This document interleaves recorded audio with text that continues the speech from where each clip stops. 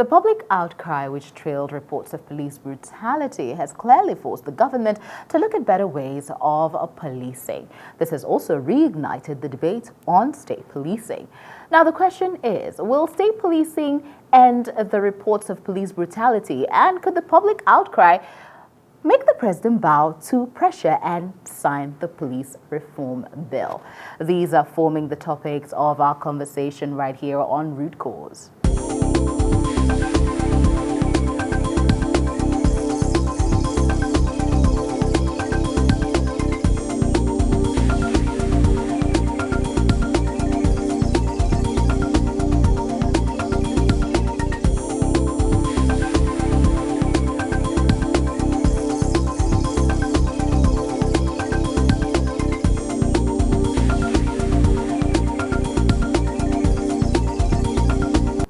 And to have this conversation right here in the studio, I have our legal expert in the person of Kola Alakmini. Welcome.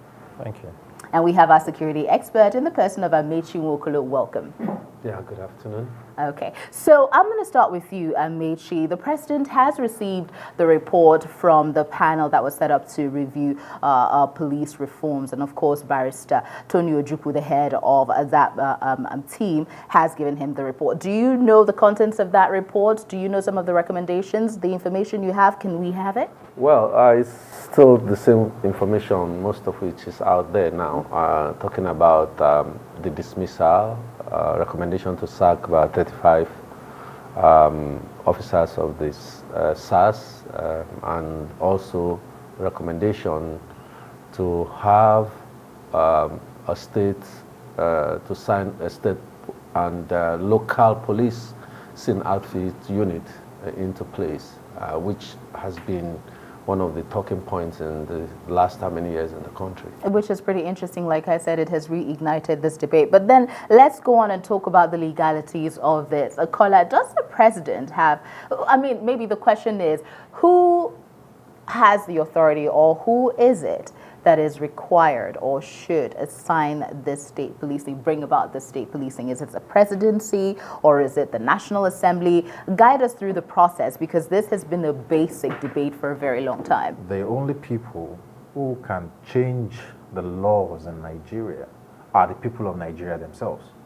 We, the people, represented by the National Assembly, your legislators, we ascribe too much powers to the president. I keep saying, I think there's an anomaly. You know, you've taken the recommendations to him. Everybody is now misreporting that the president has acceded to this and that. It's the wrong procedure.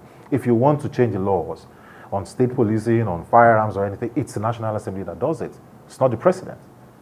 So basically, whatever it is the National Assembly decides, they present to him and he assents. Because we are the people, and they are representatives. So whatever we say we want, that's what happens. Interesting. Now let's talk about state policing. In as much as this has been a basic debate, Amechi, you are a security expert and you have been a consultant for years, not just for Nigeria, but outside of the country as well. State policing, is it really the answer to police brutality and to all other insecurity, security issues that we have in this country? Your thoughts? Yes, to security issues, yes, but to issues of brutality, no. Number one, our state governors, if you see the way and manner that they operate, it will tell you that they behave like emperors down there. Two, has our democratic dispensation matured enough that we can hand over this arm of security into the hands of people like that at state level?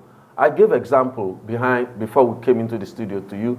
I said, how independent is the Independent Electoral Commission? One of the things that has been devolved down to the state level. See the way the SEC, the state electoral body, is being managed.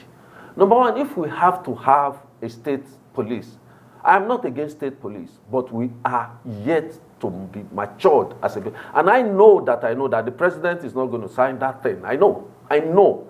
Let me tell you, the problem that we have now is much more than state policing. If we have a state police, the same problem will be transferring down there. Because one, there are issues that we have not dealt with. Such as? The issue of appointment and promotion. You understand? in the system, in our security system, is still in the hand of the executive, which, if this must have to come to be, we must devolve power, that power, from the hand of the executive to the issue of funding.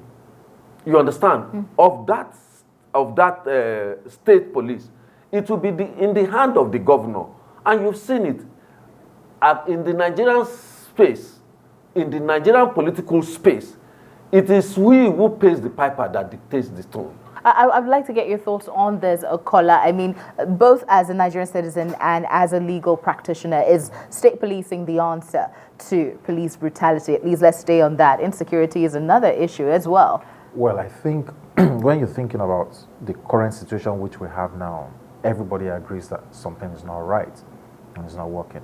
So we have to move away from the present situation, what we have right now. I think anything different from what we have now is desirable. What we have now is not working. That's the truth. So I really don't understand your answer in this situation. Anything different from what we have now. Community policing, state police, local government police, anything different. We have to reorganize. For instance, why do we have civil defense? It's a duplication of duties. The Nigerian police can do what the civil defense are doing. We're just wasting money on that direction that could have been consolidated on the Nigerian police and have a stronger and better force. So you are for state policing? I am for anything else apart from what we have now that will work. And you do not worry, like some of the issues he has raised, that in the hands of the governors, they could be misused, they could be abused, as a matter of fact, that power. Are the police not being abused right now? The current situation which we have, is it not prone to abuse? There's no system that you would have that would not be prone to abuse. What we have to do is to find out what is workable. And state policing to you is workable? Call it whatever name you want to call it. Call it local government police, call it community policing, call it anything different from what we have now. The governor is a sitting duck. You call him chief security officer. He doesn't control the commissioner. The commissioner of police reports to the ID in Abuja. Look at Kogi State.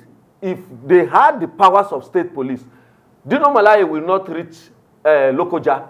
Look at Imo State. In the last few months of the last administration that happened, honestly, hell would have been let loose. Look at so many other places. I'm just using that as example. State police, I said in my opening remarks that it would have been nice if things were properly, that they are insulated from the hand of political actors. But it will become worse. Even at the federal level, there's still a bit of some fears. Oh, don't do this, people are going to shout. At the state level, it will be worse. We need to find a way to devolve the power from the hands of the executive. How this place, and how it's being done. I've seen what happens in the UK especially. We cannot even be using America. Yes, America has a lot of state police, but in the UK, where you have this Irish, what's the name called, Welsh, and London my people, Scottish police. But they still have the Metropolitan Police head that they all report to. You understand?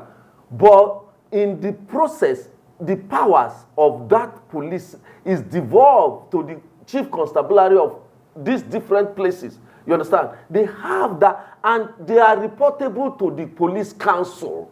There's a council of which, if something happened many times, for even one scandal somewhere in Scotland, the Metropolitan Police head resigns. I see. This one, will they resign? It's a big thank you to you, Amici Mukulu, for giving us in-depth insight on this matter, and of course, Kola Lakmini, thanks for the legal perspective. Of course, you have been watching Root Cause.